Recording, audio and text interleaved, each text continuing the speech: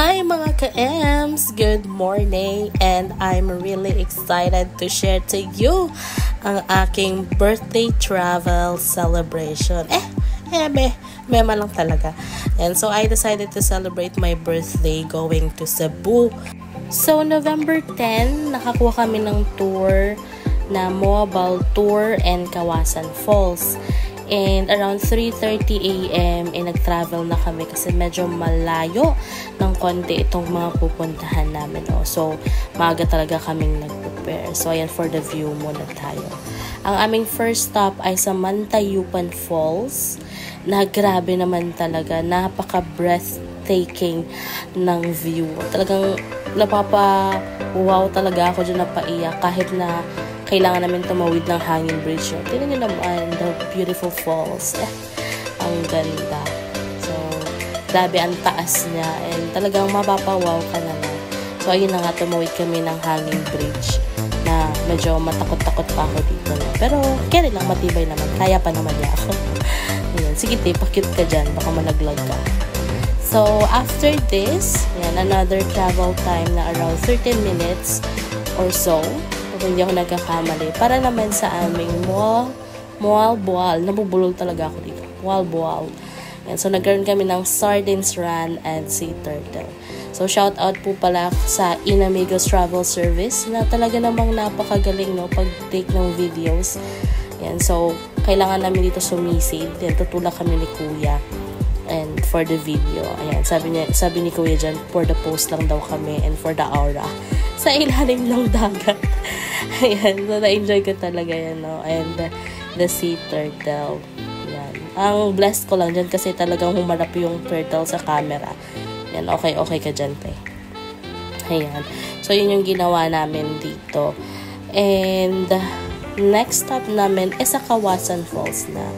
And so, for the view muna tayo ng mga kabundukan dyan. Shoutout po sa iCanyoneering sa napakasarap na paputo and kakanin and breadstick. Salamat po. And kay Ate Cherry sa pagsama sa amin sa aming tour papuntang Kawasan. Siya po ang naging tour guide namin.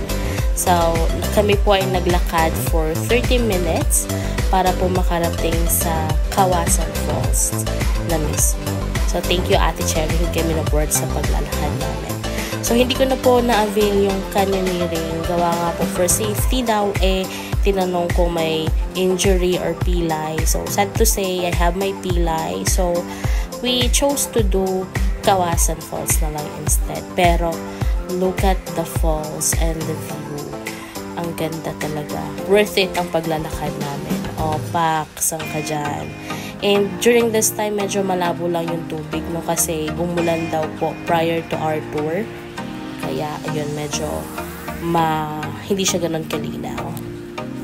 And after ng mahabang lakaran, ay sa kainan naman talaga ang bagsak natin. Thank you so much, iCanyoneering, sa napakasarap na buffet lunch. Worth it, guys. Promise.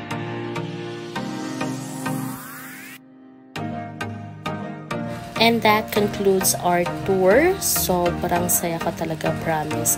And thank you so much RNL Cebu Travel and Tours for making this birthday celebration a happy one. And thank you so much Kuya Marco sa napakabait naming tour guide sa pagsama sa amin. And syempre, ang iting tagumpay yan. And pag uwi namin ay kumain kami ng dinner. Pero moderate lang, baka ma-high blood. And of course, all in all, I praise God for another year that He has added to my life, for 30 years of His faithfulness and grace towards me. And thank you for listening. I hope na ma-encourage din kayong mag-travel kasi it's the memory that's worth keeping. So, yun lang. Thank you so much, guys.